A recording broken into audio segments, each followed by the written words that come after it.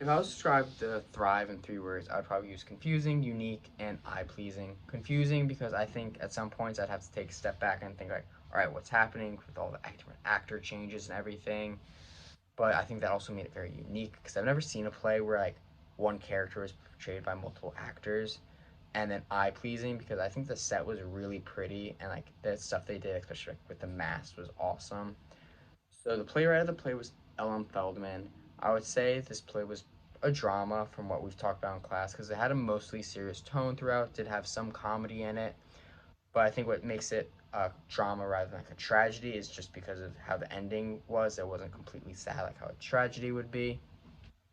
So the protagonist is Jean. I think her what she's fighting for is kind of just like break out and become her own person, find her own identity to be able to thrive and not just be like Commenter's assistant and wife.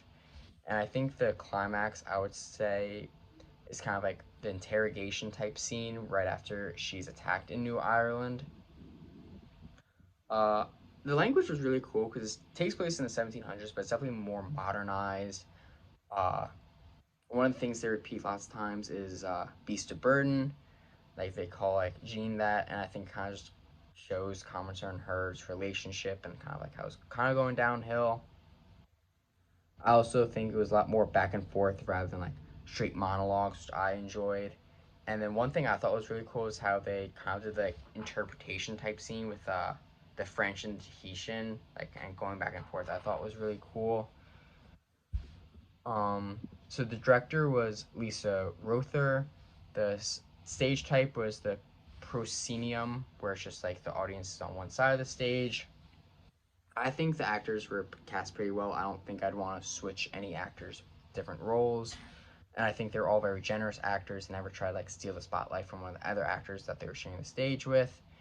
And with I think it did lack a little bit of diversity. Like there weren't a lot of BIPOC actors, but what I did like was how they did make have Jean be both portrayed by white and BIPOC actors. I think that adds a unique element to her character.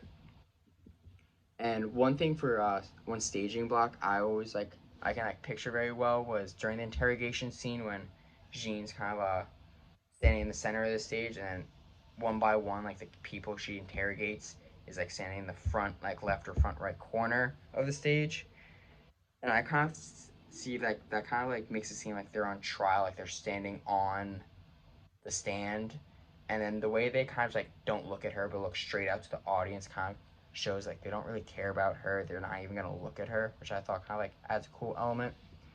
The one character I wanted to talk, or not character, actress I want to talk about was Caitlin Henney. She was the first Jean, and I think she was able to Caitlin was able to successfully portray Jean's calmness and also kind of wits in the beginning of the play when she's first talking to Commerson, but kind of not letting him get too under her skin, but while also kind of like cracking jokes and correcting him. During the interrogation whole speech I mentioned, Caitlin was able to really bring out like anger and pain in her portrayal of Jean's emotions, and I think her timing was also really well. I think when she was supposed to be like witty, one she was able to kind of just like snap back with the comments like pretty quickly. And I think this character was able to kind of go on a journey since she was the first like Jean we see, and she was kind of like always there on stage, even though if she wasn't really talking. It was kind of see how the character evolved into a new identity. Uh, and to pick one scene, I think the interrogation scenes are a really cool one to look at because I think it was Caitlin's probably most powerful scene. The way she kind of like moves her body, like just like kind of curls up in a ball sometimes, and just like shows like clenches her fist, kind of show Jean's like pain and anger. But then she also has like such Caitlin would portray such pain, anger, and strength in her voice also to show Jean's emotions. And when I saw this, I was very taken back because the play wasn't it was serious, but never had this much raw emotion. I think Caitlin was able to capture that perfectly. Another scene I liked with Caitlin in it was just like the first few scenes. I thought the way she spoke her lines, she sounded very natural and true to the character. And Caitlin was also off, sorry, would put a pencil behind her ear lots of times when she was talking to Commerson, and it kind of showed uh, Jean's intelligence and how she would awfully like kind of get annoyed with Commerson. And I think Caitlin's voice was very sharp and was able to convince the audience of like how witty and smart Jean was, and like kind of how she always corrected Commerson. And I think this is able to like really convince me that I'm going to like this character, and I kind of want to go through this journey with her. So one designer I like looked at was Laura Fine Hawk. She was a set designer. I think since this play was kind of mostly on like a boat, like the color palette was blue and green, and I wouldn't say the scene was very complex, but it was definitely impressive. It like the masts they had, the like little house they had, like that was super detailed, or just like the super long iceberg I thought was really cool. And I would kind of describe these as like grand and adventurous, but then I feel like it shows how like Sheen was like towards the beginning and end of the play was definitely more on adventure.